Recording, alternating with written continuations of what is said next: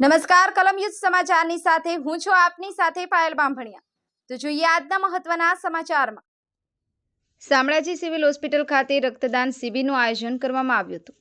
આજરોજ અરવલ્લી જિલ્લાના સુપ્રસિદ્ધ યાત્રાધામ શામળાજી ખાતે આવેલ શામળાજી સિવિલ હોસ્પિટલ ખાતે K R. Katara arts and nursing college Shamlaji આસપાસના વિસ્તારના રક્તદાતાઓ તથા શામળાજી હોસ્પિટલના સંયુક્ત ઉપક્રમે આયોજિત રક્તદાન કેમ્પ તારીખ 4/9/2024ના રોજ સિવિલ પરિસરમાં યોજાયો હતો, જેમાં અંદાજે 70થી વધુ રક્તદાતાઓએ લાભ લીધો હતો અને રક્તદાતાઓની શામળાજી હોસ્પિટલ ટ્રસ્ટ દ્વારા પ્રમાણપત્ર આપી સન્માનિત કરવામાં આવ્યા હતા। આ કાર્યક્રમમાં શામળાજી હોસ્પિટલના ટ્રસ્ટીઓ, મેનેજરશ્રી અને કોલેજના વિદ્યાર્થીઓ અને મોટી સંખ્યામાં રક્તદાતાઓ ઉપસ્થિત રહ્યા હતા। મેહુલ પટેલ, કલમ યુદ્ધ સમાચાર, ભિલોડા।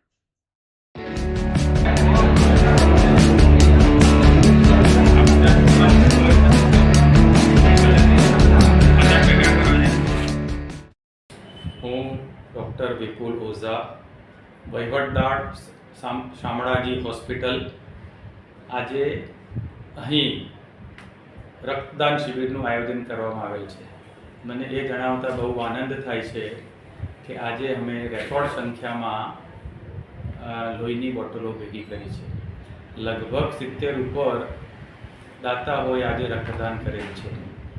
એમાં અમારો સ્ટાફ, અહીંયા શામળાજી હોસ્પિટલની આજુબાજુના રહેતા લોકો અને શામળાજી ખાતેની કટારા આર્ટ્સ અને બીએડ કોલેજ તથા નર્સિંગ કોલેજના વિદ્યાર્થીઓનો અને સ્ટાફનો સહકાર પ્રાપ્ત થયેલો છે। આ સૌજનોનો ખરેખર ખૂબ ખૂબ આભાર। શામળાજી હોસ્પિટલ ખાતે આ 12મી રક્તદાન શિબિર છે અને દરેક વખતે અમે લગભગ 50 ઉપર લોહીની બોટલો ભેગી કરીને હિંમતનગર હોસ્પિટલ જીમર્સને આપેલ છે। ખરેખર આ વિસ્તારમાં જે અવેરનેસ ઊભી થઈ છે રક્તદાન માટેની એ કાબિલે તારીફ છે। આ ઉપરાંત આ વખતે અમે એક નવું આયોજન કરેલું છે।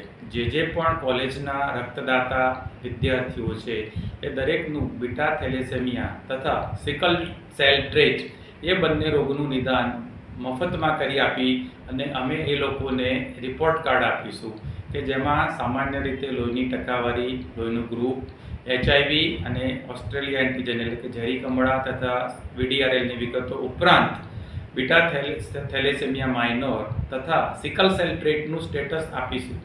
આ ઉપરાંત અમે તેમને સમજાવેલું છે કે બીટા થેલેસેમિયા તથા સિકલ સેલ એ રોગ આપણે ભવિષ્યમાં સંપૂર્ણપણે નાબૂદ કરવાનો છે।